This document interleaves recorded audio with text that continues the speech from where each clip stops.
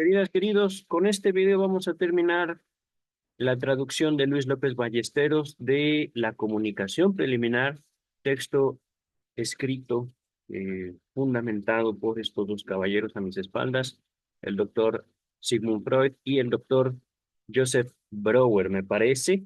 No sé exactamente cómo se pronuncia esto. Yo latinizándolo lo diría Breuer, pero sería Freud. Ajá. E-U-E-R.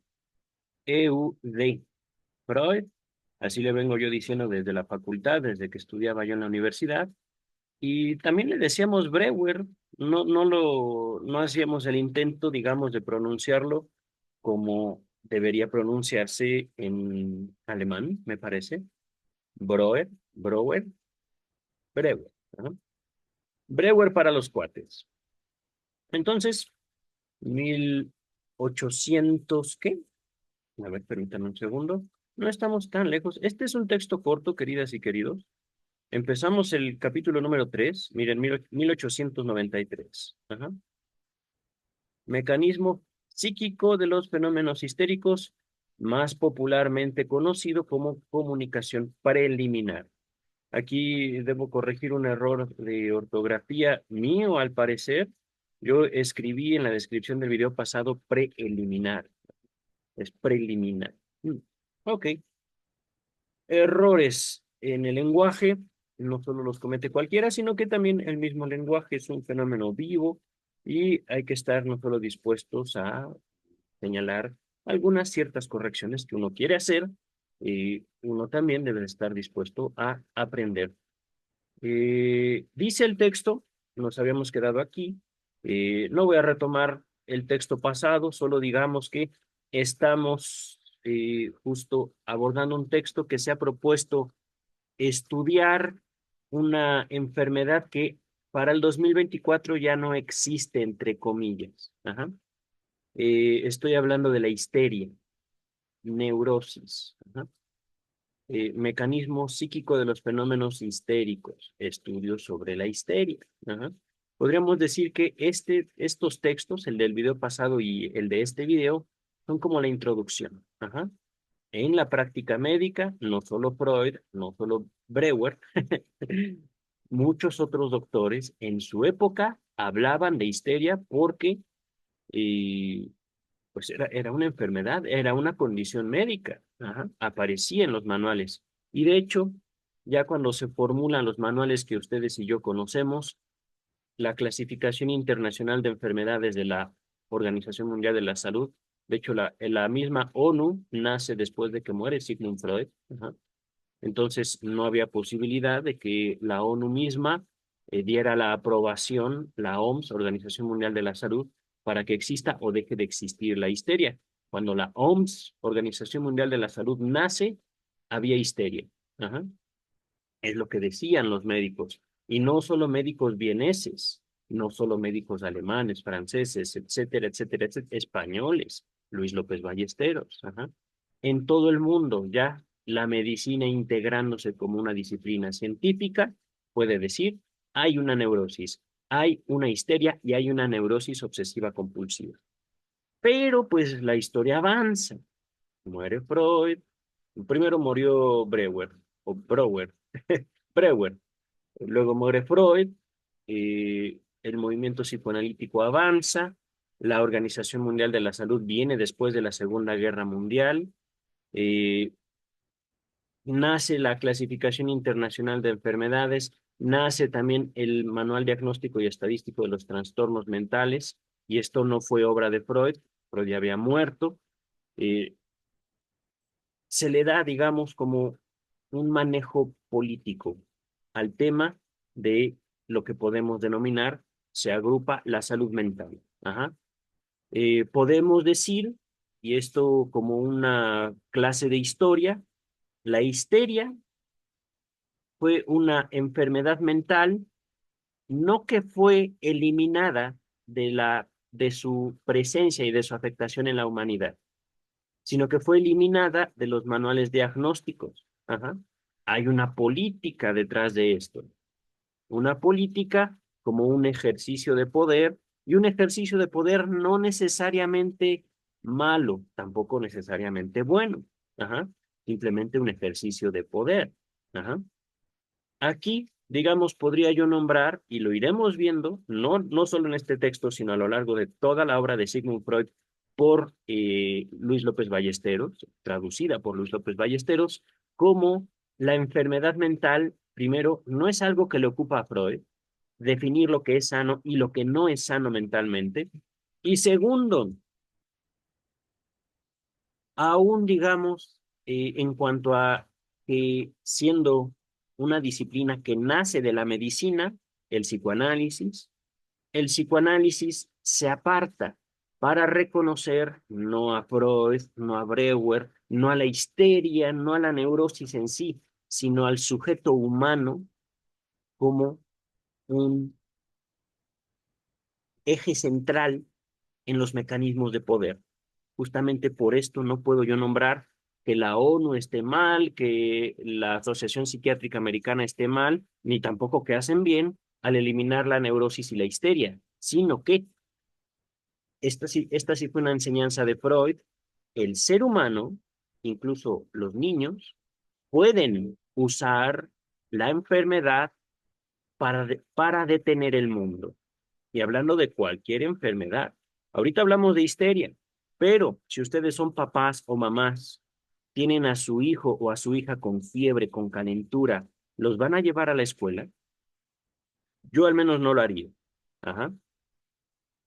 Tampoco los niños van a aceptar que los llevemos al doctor y que les inyecten antibióticos, pero será necesario.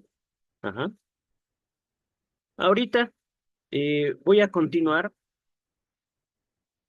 refiriéndoles nada más que estas conclusiones de que el ser humano usa a la enfermedad no están en estudios sobre la histeria o no las recuerdo, ya veremos. Esto que les menciono han sido adelantos, conocimientos, datos verificables que el mismo doctor Freud fue reuniendo y extendiendo como la base, digámoslo así, de la práctica analítica. Podríamos hablar de una ética, pero les recuerdo ahorita en la traducción que estamos leyendo, Luis López Ballesteros, estamos en textos pre-psicoanalíticos. Aquí todavía no hay psicoanálisis. Mientras estos dos doctores, ¿dónde están? Mientras este doctor y este doctor todavía se hablaban, todavía trabajaban juntos, el psicoanálisis no existía. Al momento de escribir las siguientes palabras, no sé si sean de Freud o de Breuer, eh, no hay, digamos, como un cuerpo de conocimientos, un método llamado psicoanálisis. Al momento no lo hay. Ajá. Es, digamos, como el camino hacia esos conocimientos, esos métodos que después Freud aplicaría y enseñaría. Que algo, antes de comenzar ahora sí el texto, ya en este canal tenemos no solo todos los estudios sobre la histeria, sino toda la obra de Sigmund Freud en edición Amor Rotu, conocida en el mundo psicoanalítico como la edición normalizada, la Standard Edition. Ajá.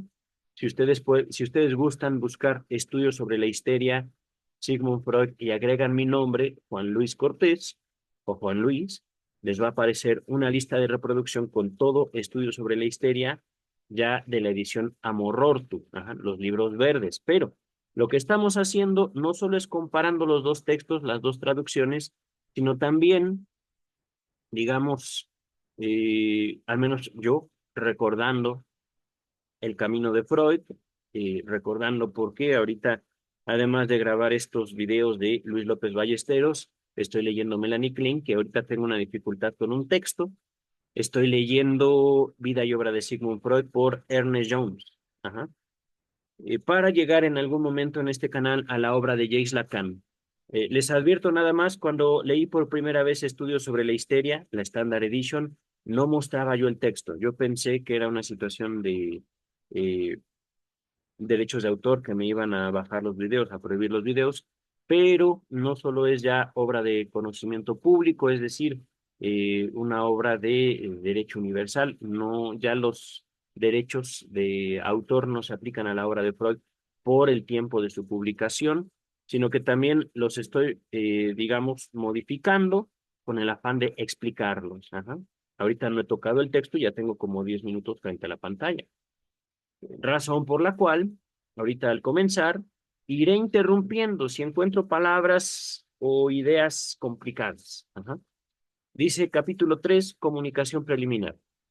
Al indicar las condiciones de las cuales depende, según nuestras observaciones, que los traumas psíquicos originen, originen fenómenos histéricos, pudimos hablar ya de estados anormales de conciencia, en los que surgen tales representaciones patógenas.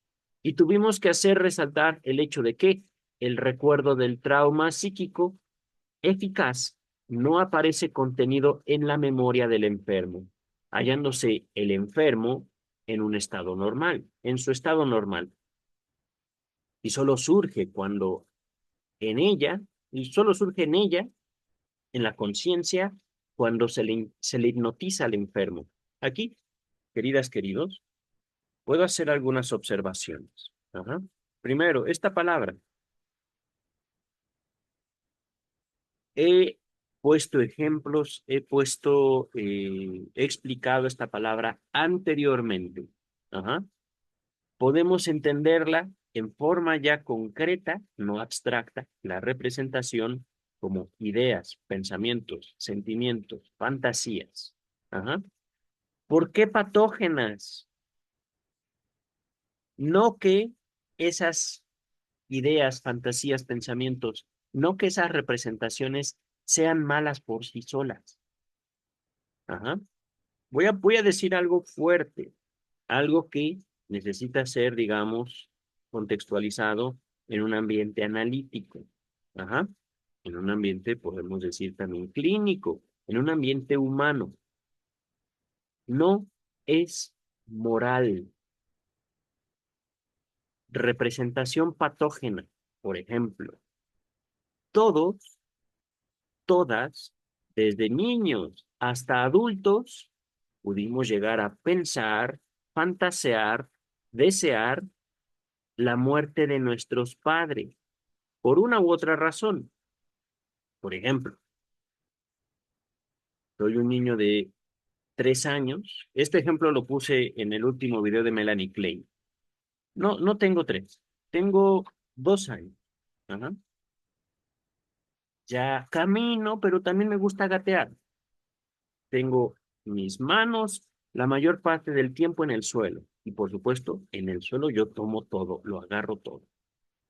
Y, porque también es parte de mi vida, acostumbro no solo llevarme las manos a la boca, meterme los dedos a la boca, sino también cualquier cosa que yo encuentre en el piso.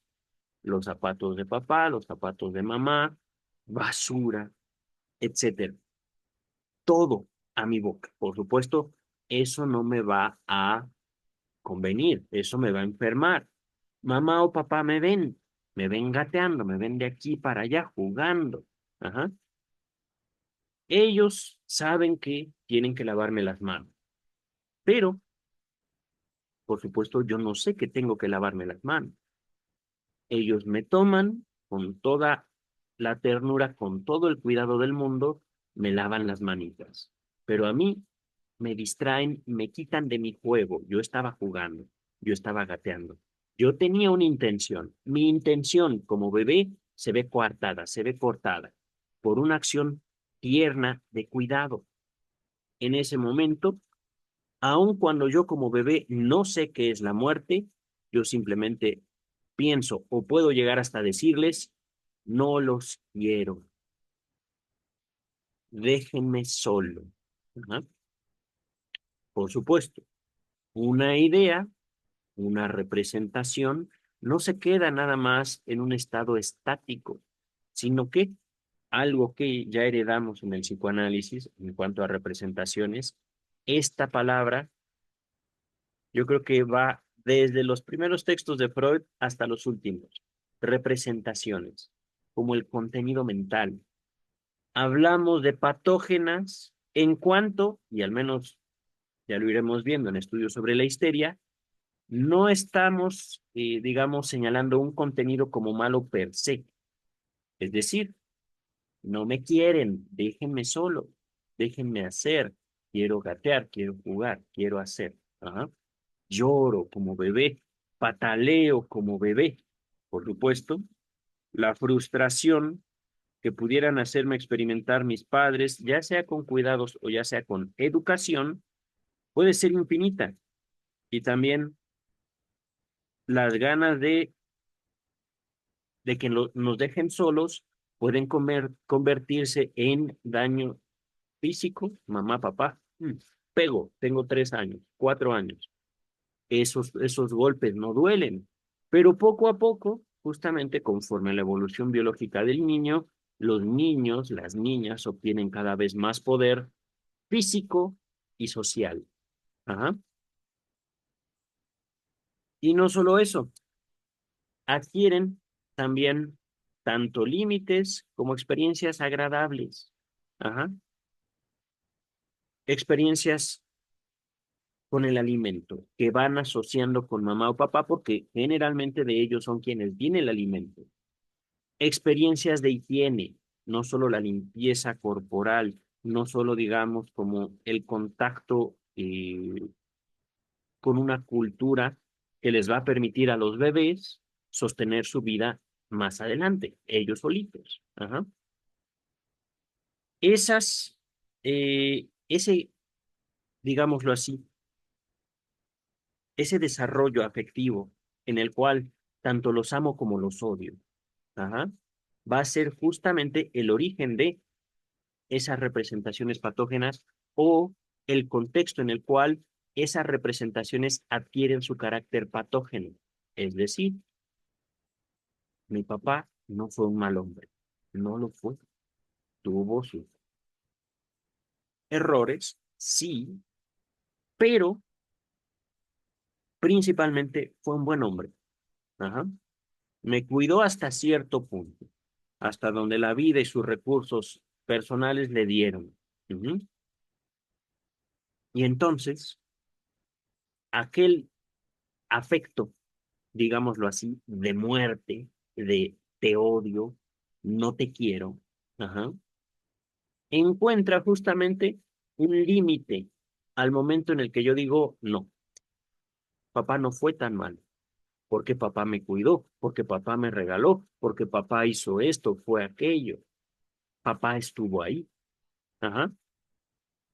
Ahorita esto es solo un ejemplo, porque al momento, ya llegaremos a ello, creo que en este mismo texto, estudio sobre la histeria, estoy presentándoles, digámoslo así, el conflicto patógeno con una oposición entre amor y odio. Ya en la clínica, ya en la práctica, el, la representación patógena no necesariamente tiene que ser la violenta, la agresiva, sino la tierna. ¿A dónde voy con todo esto? Ya llegaremos, la represión. Ajá. Actos, cosas que hacemos o dejamos de hacer porque dentro de nosotros ya hay una regulación y es una regulación inconsciente. Ahorita lo voy a dejar así, todavía, por supuesto, en el texto que estamos hablando, no hay un inconsciente formulado como aquí está, idea, concepto, experiencia empírica. Ajá. Ahorita, dos médicos están abordando una condición médica, la histeria, a través de la cual ellos han obtenido éxitos usando un método, la hipnosis, método catártico. Ajá. Posteriormente ya Freud dejaría la hipnosis a un lado y abrazaría otro método, la asociación libre. Pero ahorita, con esto, creo haberlo explicado. Ajá. Antes de avanzar, trauma psíquico, ya en un contexto o en con un conocimiento más amplio de la obra de Freud, podemos señalar como el trauma psíquico no depende del estímulo, no depende de los hechos, sino de la construcción que ha hecho el sujeto de esos. Puedo decirles, por ejemplo, igual, representaciones patógenas, no por el contenido, sino por el conflicto entre la representación y el sujeto. Ajá. Trauma psíquico, podríamos decir, es una manifestación de una representación patógena. En un sentido práctico, en un sentido incluso hasta legal, hay gente en este mundo, hay hombres, mujeres, ya adultos, que no toman decisiones. Ajá. Están acostumbrados, porque así fue su infancia, porque así fue su familia, están acostumbrados a que todas las decisiones las tome alguien más y decisiones acerca de uno mismo. ¿Qué estudias? ¿Cómo te vistes? ¿Qué vas a comer? Eso lo decido yo, tu papá o tu mamá. Ajá. Para ellos, eso no es traumático. O podemos decir, su trauma les dio cierta identidad. ¿A dónde voy con esto? Por favor, no victimicen. Trauma psíquico no es pobrecito, pobrecita. Ups, un pequeño accidente. No es entonces el trauma psíquico una forma de victimización. Ajá.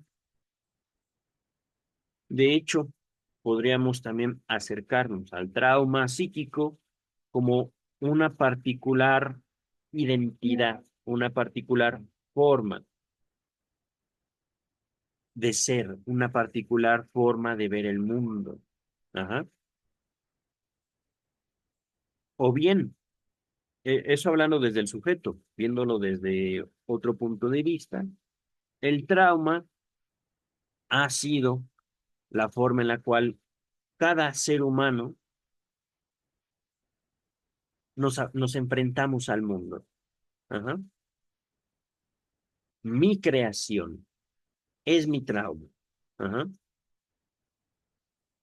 Dice el texto, cuando más detenidamente fuimos estudiando estos fenómenos, más firme se hizo nuestra convicción de que aquella disociación, separación de la conciencia, que tan singular se nos muestra como doble conciencia en los conocidos casos clásicos, exista de un modo rudimentario en toda histeria, siendo la tendencia a esta separación o disociación, escisión, y con ella a la aparición de estados anormales de conciencia que reunimos bajo el calificativo de estados hipnoides, el fenómeno fundamental de esta neurosis.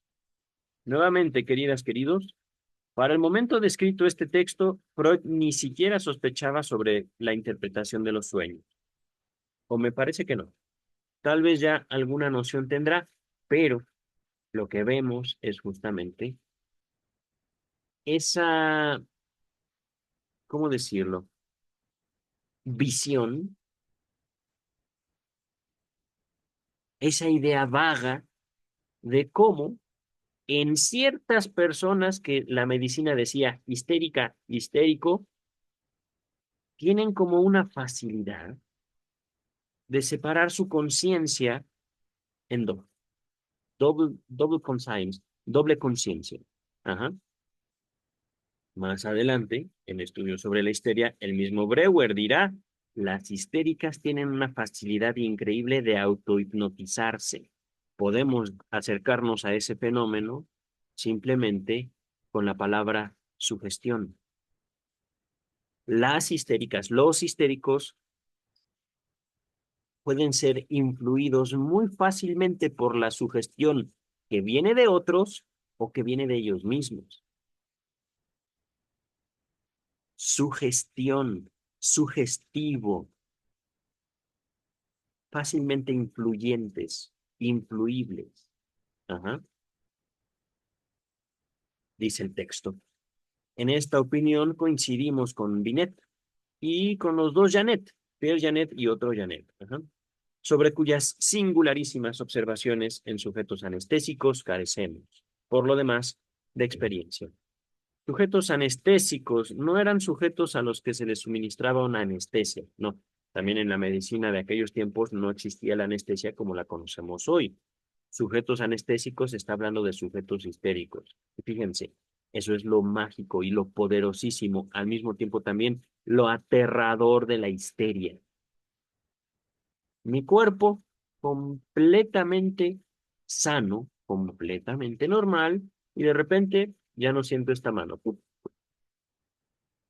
Voy con médicos, voy con neurólogos, voy con fisioterapeutas, voy con medio mundo y yo sigo sin sentir esta mano.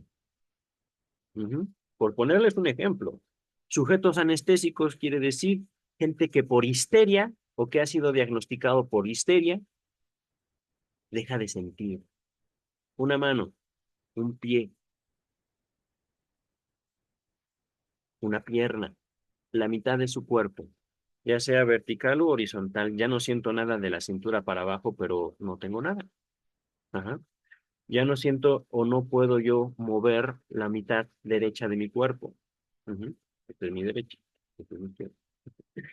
Dice el texto, a la conocida afirmación de que la hipnosis es una histeria artificial, agregaremos, pues, nosotros, la de que la existencia de estados hipnoides es base y condición de la histeria. Aquí, queridas, queridos, voy a invertir el valor. No el texto, el valor. Estamos tomando la histeria como una condición de enfermedad. Y por supuesto, hasta este momento de la historia podemos decir, nadie quiere estar enfermo.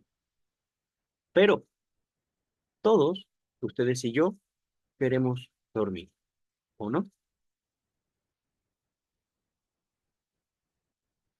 La influencia de la sugestión es determinante para que ustedes y yo podamos dormir sin medicamento. Sugestión, he ahí, el lado positivo, el lado bueno. ¿Ah?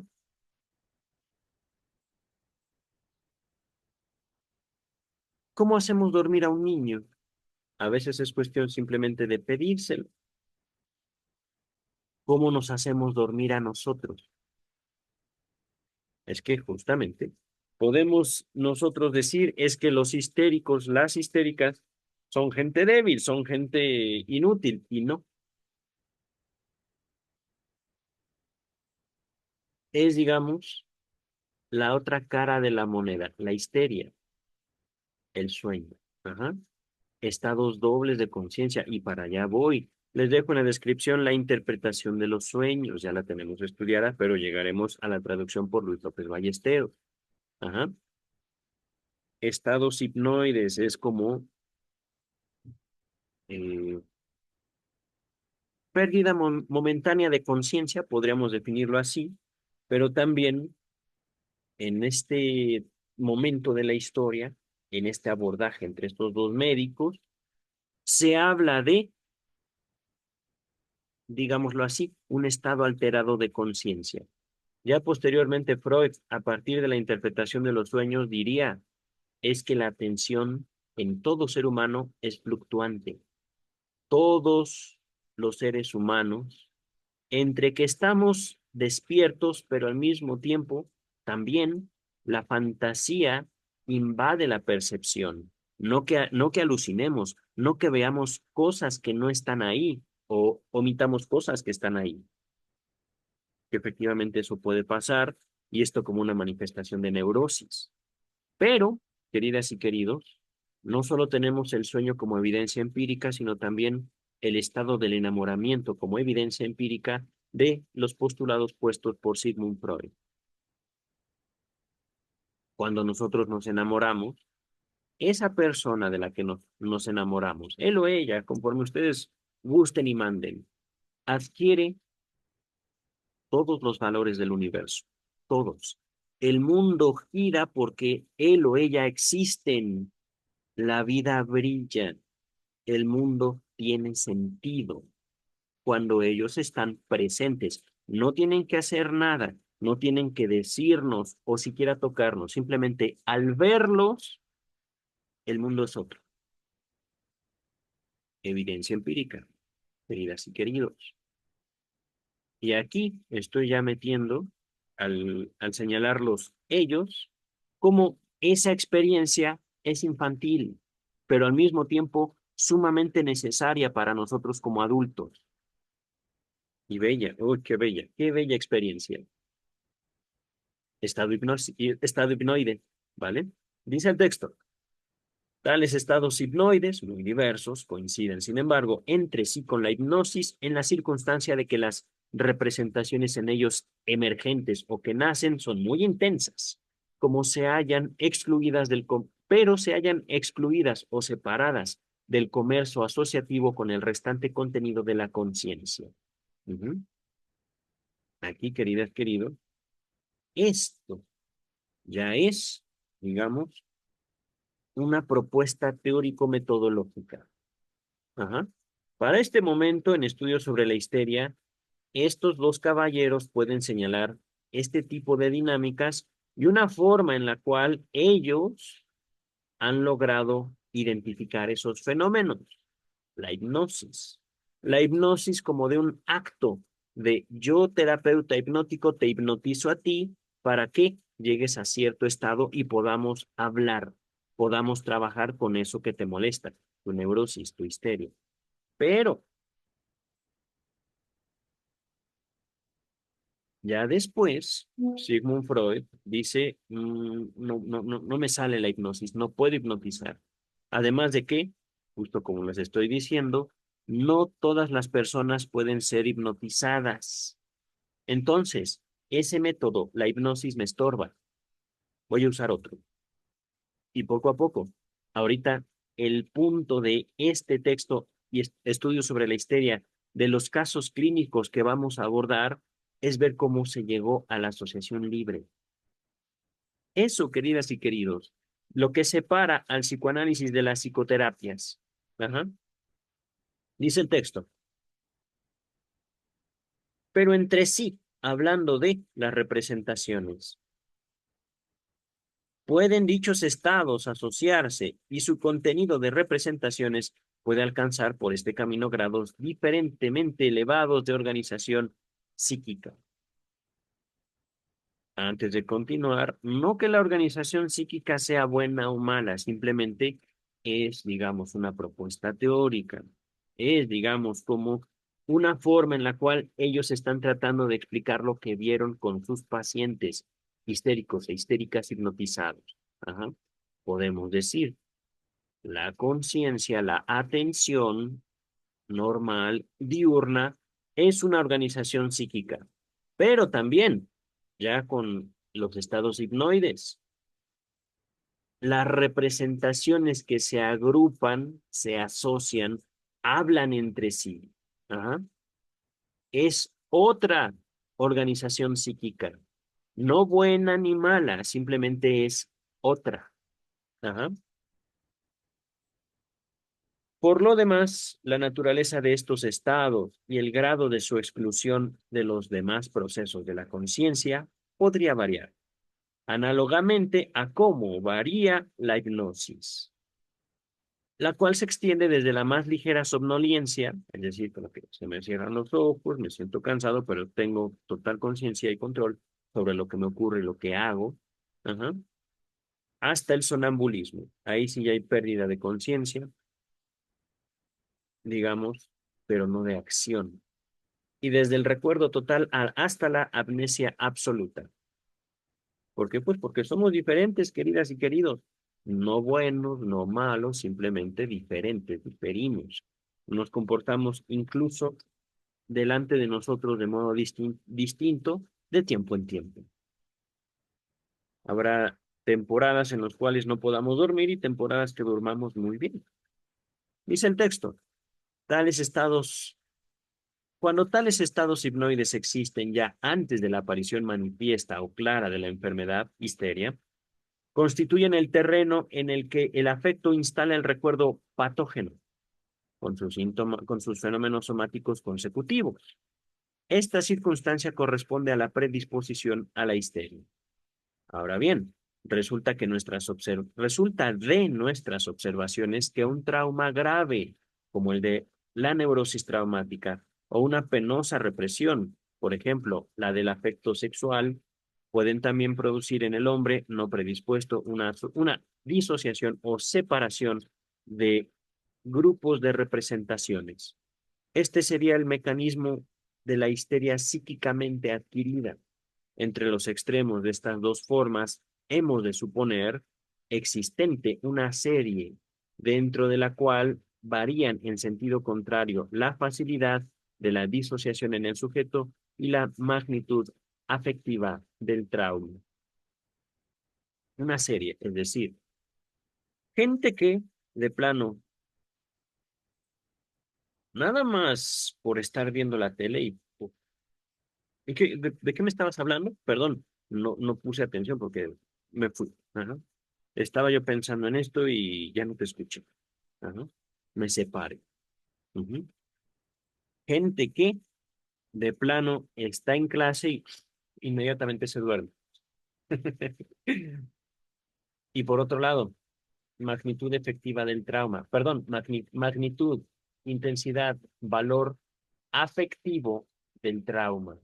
Aquí, queridas y queridos, por mucho que podamos nosotros aceptar la diferencia infinita en cuanto al manejo de nuestras propias energías, de nuestra propia atención, es completamente impresionante cómo la gente literalmente se acostumbra a todo, hasta a no comer.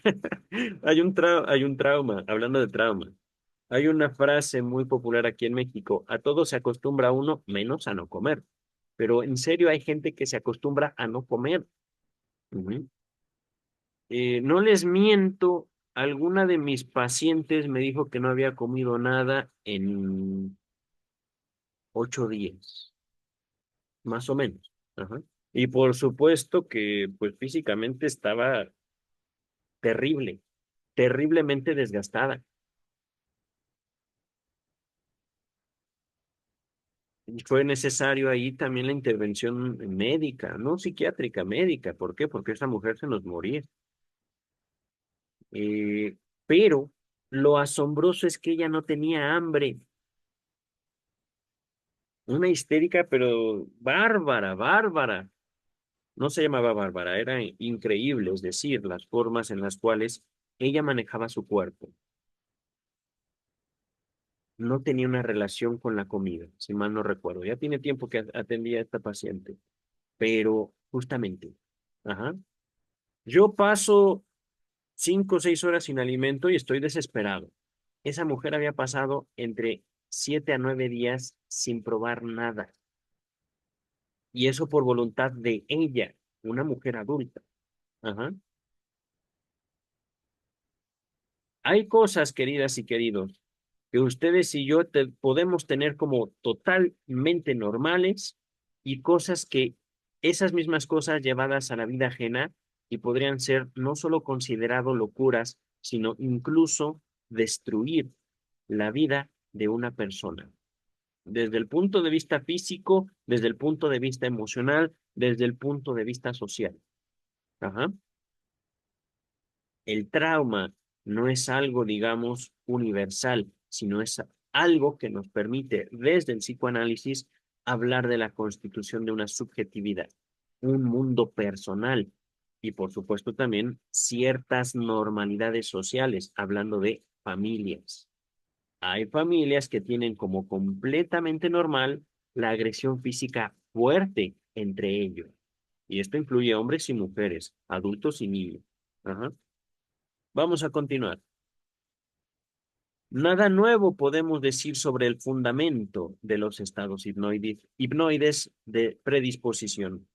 Únicamente indicaremos que con frecuencia se desarrollarían partiendo de los sueños diurnos, fantasías, ensoñaciones, estados de ausencia. tan frecuentes incluso en los individuos sanos. Fíjense esto.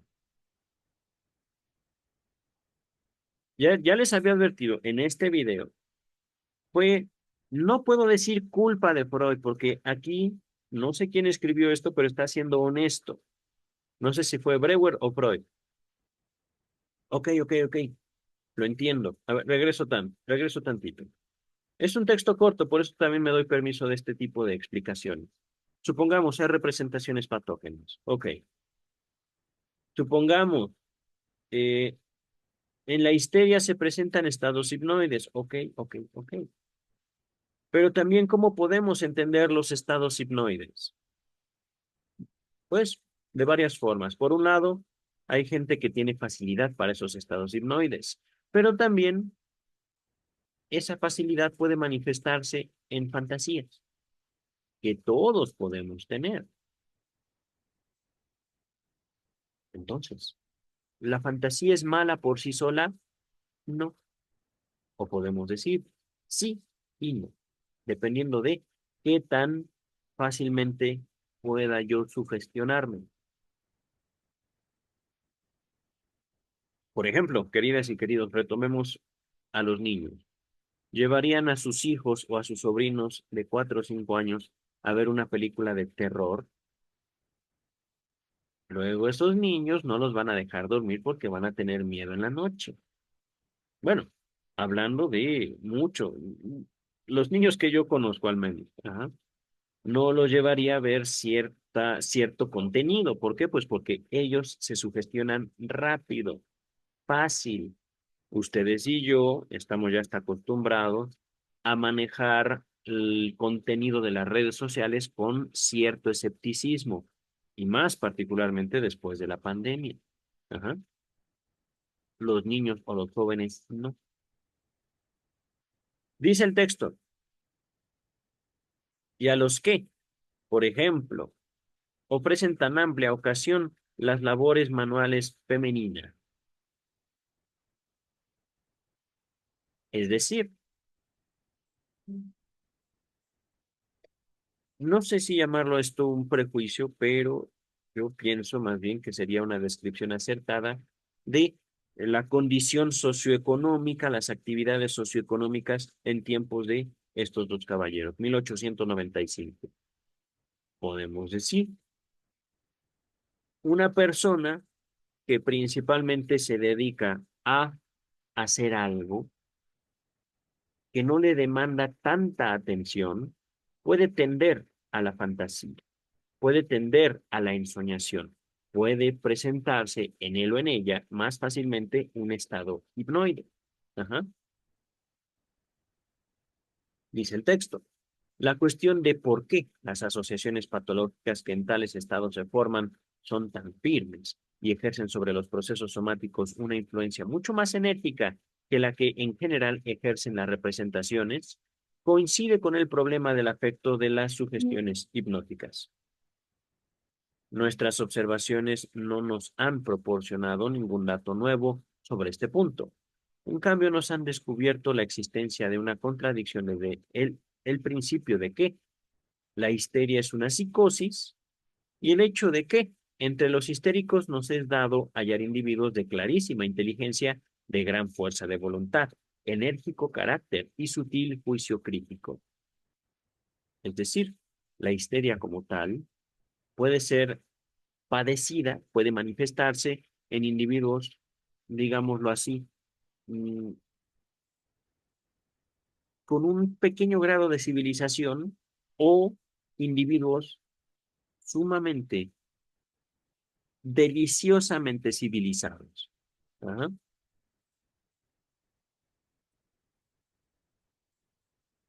Entonces, la histeria no es símbolo de incapacidad. Ajá.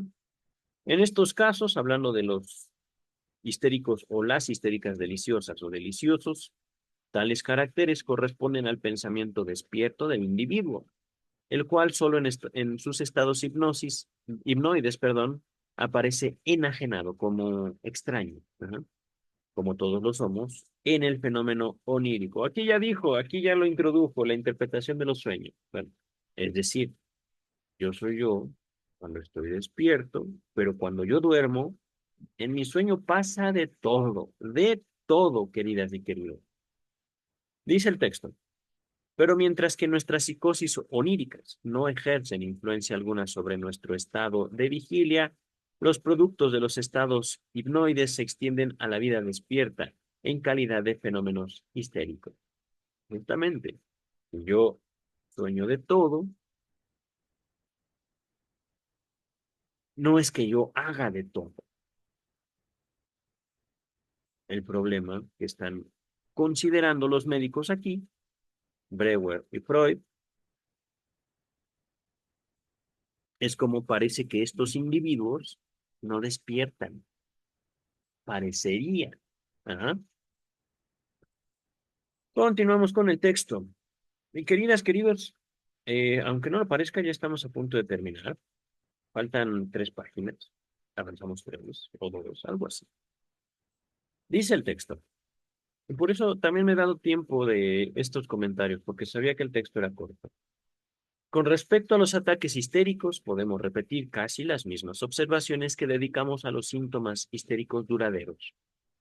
Fíjense, ataques, síntomas. Ajá. Una cosa es, maldita sea, no hemos comido, ya son las 8 de la noche, estoy como un energúmeno. No me hables, no me veas. Por ejemplo, tengo 3 o 4 años que no percibo ningún estímulo olfativo, no percibo ningún olor. Recuerden, síntomas histéricos afectan el cuerpo. Ajá. Ataques histéricos podríamos denominarlos como manifestación intensa, hay gente que podría llamarla exagerada, de afectos. Ajá. Dice el texto. Conocida es la descripción esquemática hecha por Sharpot del gran ataque histérico, según el cual el ataque completo mostraría 4 fases. La primera, la epileptoide; la segunda, la de los grandes movimientos; tercera, la de las actitudes pasionales o fase alucinatoria; y la cuarta, el delirio final. Las diversas formas del ataque histérico, más frecuentes que el gran ataque completo, se caracterizarían por la falta de algunas de estas fases, su aparición aislada o su mayor o menor duración. Nuestra tentativa de aclaración viene a enlazarse a la tercera fase. Repito, aquí está la de las actitudes pasionales o fase alucinatoria. Ujú. En los casos en que esta fase aparece con suficiente intensidad, extraña la reproducción alucinatoria de un recuerdo importante para la explosión de la histeria.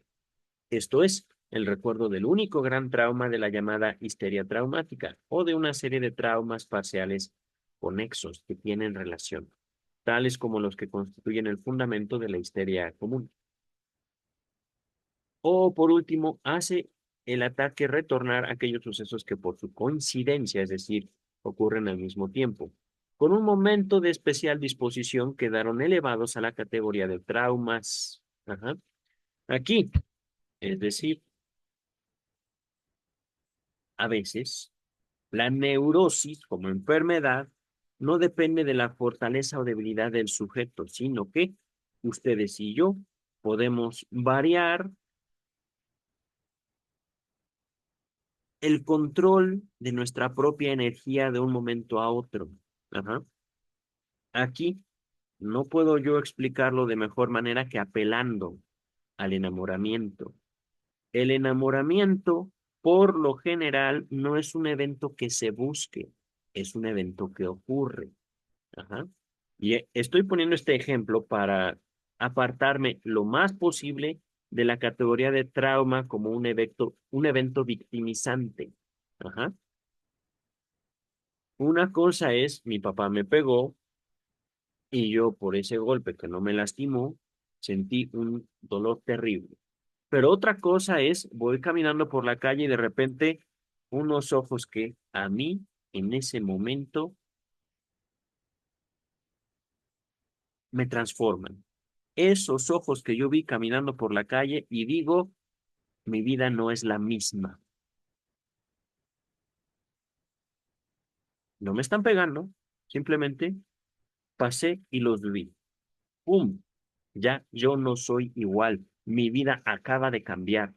No me pasó un coche por encima, no hubo un temblor aquí en la Ciudad de México, no, simplemente unos ojos, un perfume. Ajá. No lo procuramos, simplemente lo vivimos y ahí, ¡pum!, cambiamos.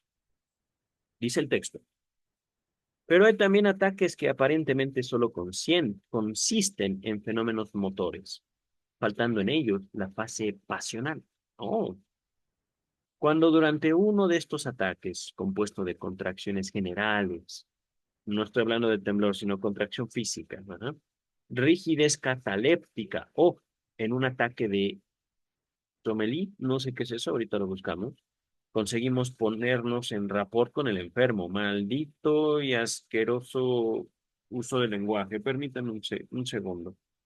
Mm, y miren, esto parece freudiano, perdón, pero aquí me parece que fue Freud quien escribió. Estoy ahorita abriendo el traductor. Les voy a mostrar.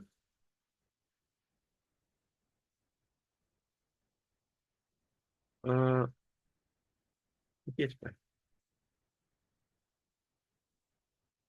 Ataque de sueño. Es francés, yo pensé que era italiano. Ajá. Y vamos a ver qué diablos significa la palabra rapport. Miren, cuando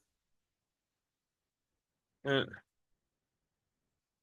informe, ok, la palabra rapport, le digo que me da cierto asco esta palabra, porque me acuerdo que la encontraba una y otra y otra y otra y otra vez en la universidad. Y yo decía, ah, sí, claro, claro, sí, rapport, claro. Informe en francés. No es, no, sí, ajá, es una palabra francesa. Pero, queridas y queridos, si tenemos el, si tenemos el idioma y estamos leyendo un texto en español, ¿para qué introducir palabras en francés? ¿Para qué? ¿Para hacernos sentir especiales? ¿Para creer que somos superiores al resto, digamos, de gente que no tuvo acceso a este texto? ¿Para qué? Y luego cuando escucho a colegas, ya sea en la psicología, en el psicoanálisis, hablar de rapport, nada más para molestarlos, les pregunto, ¿de qué estás hablando? ¿Qué es rapport? Pero bueno, ya. No voy a seguirme ventilando en estos medios. Dice el texto. A ver, aquí. Ataque de sueño, conseguimos ponernos en informe con el enfermo. O mejor aún, cuando logramos convocar el ataque durante la hipnosis. Cuando logramos provocar el ataque durante la hipnosis, hallamos que también estos casos extrañan en su base el recuerdo del trauma psíquico o de una serie de traumas. Recuerdo que en otras ocasiones se hacía visible en la fase alucinatoria. Una niña venía sufriendo desde varios años atrás ataques de convulsiones generales, que se suponían epilépticas. Hipnotizada, la niña, con el fin de establecer un diagnóstico diferencial, sufrió en el acto uno de tales ataques, e interrogada sobre lo que en aquel momento veía, contestó, el perro, viene el perro, resultando luego que efectivamente que el primero de sus ataques lo padeció a raíz de haber sido perseguida por un perro rabioso. El éxito de la terapia confirmó después nuestro diagnóstico. Un empleado que había enfermado de histeria a consecuencia de haber sido maltratado por su jefe padecía ataques en los que caía redondo al suelo. Caía directo al suelo, entiendo. Presa de furiosas convulsiones, pero sin hablar palabra ni delatar alucinación alguna. Provocado el ataque durante la hipnosis, se reveló que volvía a vivir en su curso del ataque la escena en que el jefe se le acercó en la calle, insultándole y golpeándole con un bastón. Pocos días después acudió de nuevo a la consulta, quejándose de haber sufrido otro ataque, y esta vez se comprobó en la hipnosis que había reproducido la escena a la cual se enlazaba realmente el principio de su enfermedad, esto es, la que se desarrolló ante el Tribunal de Justicia, que le negó satisfacciones por los tratos recibidos. Los resultados que surgen en los ataques histéricos o pueden ser despertados durante estos corresponden también en todos sus demás componentes a los sucesos que se nos han revelado como fundamento de síntomas histéricos duraderos. Como ellos se refieren a traumas psíquicos que han eludido la anulación mediante la descarga de reacción o la labor intelectual asociativa, faltan por completo o en sus componentes esenciales en el acervo mnémico de la memoria, de la conciencia normal y se muestran pertenecientes al contenido de representaciones de los estados hipnoides de conciencia con asociación restringida. En otras palabras, queridas y queridos, es como si ciertos recuerdos pudieran adquirir vida propia. Sencillo. Además, admiten la prueba terapéutica. Las observaciones nos han mostrado muchas veces que un tal recuerdo que venía provocando ataques queda incapacitado para ello cuando se le lleva a la hipnosis, cuando se le lleva en la hipnosis a la reacción y a la rectificación asociativa.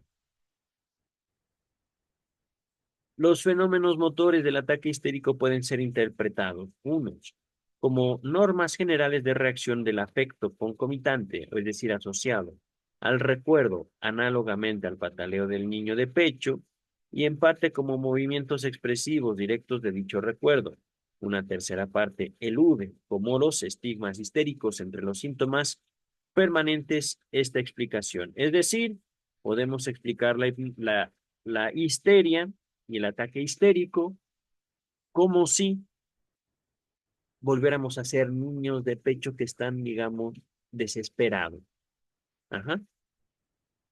Sin embargo, nuestra explicación no puede ocuparse de los estigmas histéricos entre los síntomas permanentes. Ajá.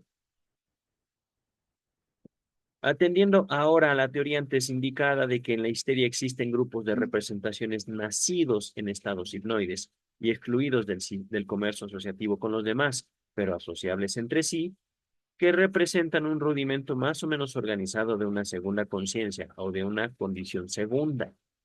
Llegamos a una especial concepción del ataque histérico.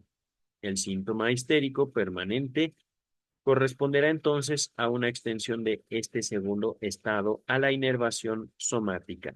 A ver otra vez. Síntoma, manifestación corporal, permanente, una extensión de este estado segundo a la inervación somática. Es decir, voy a ponerlo así. A veces, ese otro yo, del cual formo parte y comparto el cuerpo, puede tener un acceso a mi cuerpo, siendo yo él también, en el cual mi cuerpo se ve afectado por fenómenos que no conozco, pero que yo puedo entender. ¿Por qué? Porque yo los vivo. Y sin embargo, esta separación que yo hago de mí mismo termina justamente afectando mi salud física, inervación corporal, regida en cualquier otro momento por la conciencia normal.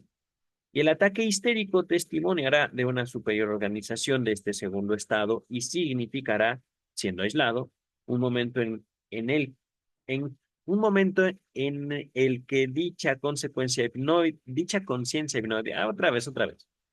Es que está complicado aquí.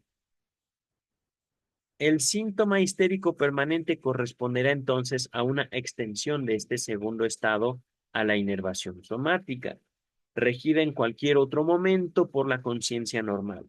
Y el ataque histérico testimoniará de una superior organización de este segundo estado, segunda organización, segunda conciencia, y significará, siendo aislado, un momento en el que dicha conciencia hipnoide se ha apoderado de toda existencia, o sea, una histeria aguda. Ajá. Cuando se trate de un ataque repetido, que contiene un recuerdo, significará el retorno de tal momento. Sarkozy ha expresado ya el pensamiento de que el ataque histérico sería el rudimento de la condición segunda. Durante el ataque, el dominio sobre la inervación somática aparece transferido a la conciencia hipnoide.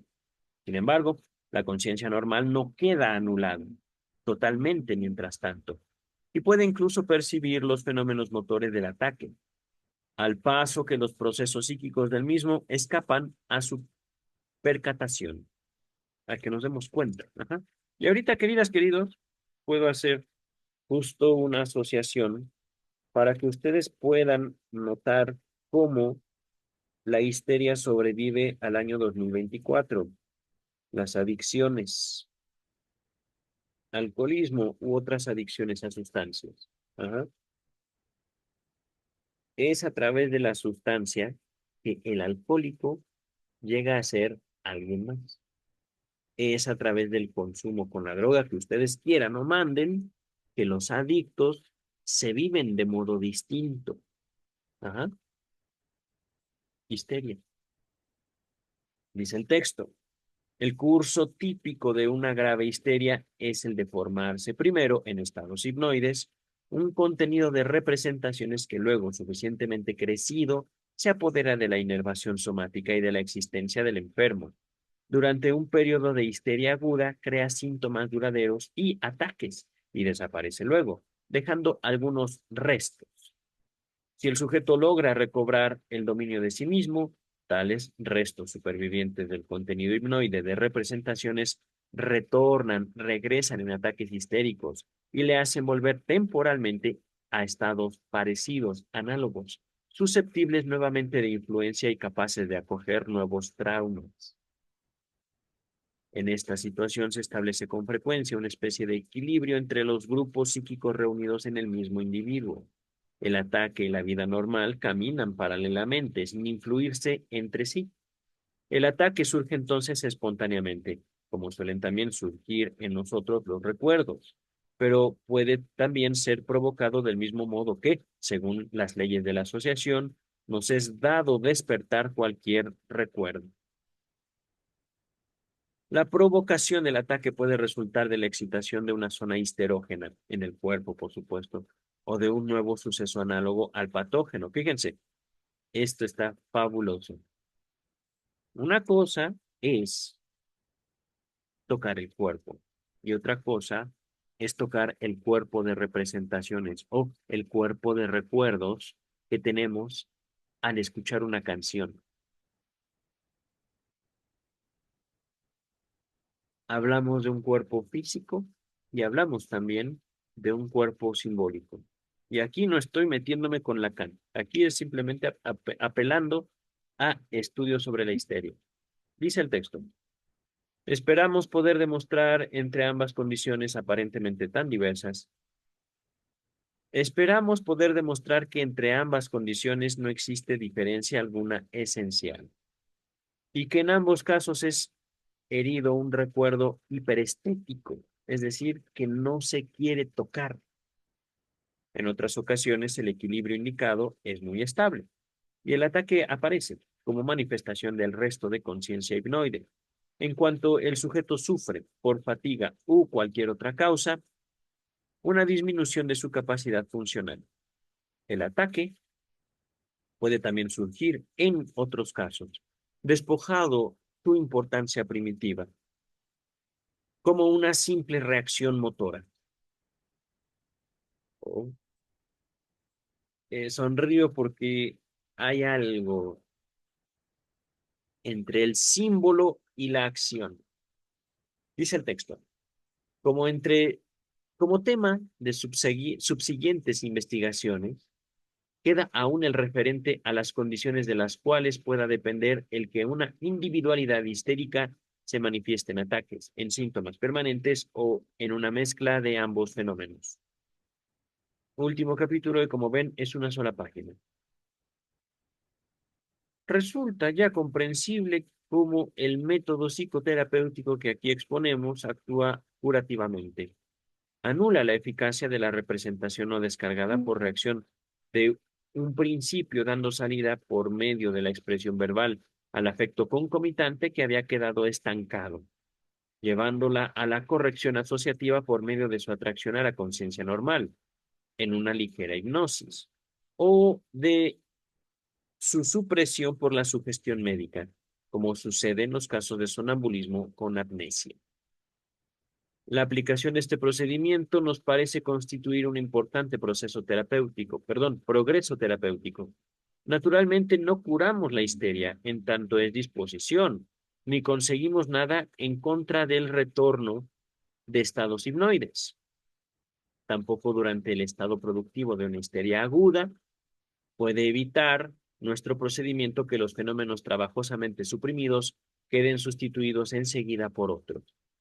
Pero cuando pasado este estado solo quedan algunos restos del mismo en calidad de síntomas permanentes de ataques histéricos, nuestro método, actuando radicalmente, logra suprimirlos con frecuencia para siempre y nos parece superar en mucho la eficacia de la supresión sugestiva directa, tal y como hoy es empleada por los psicoterapeutas, hablando de 1893. ¿Ah?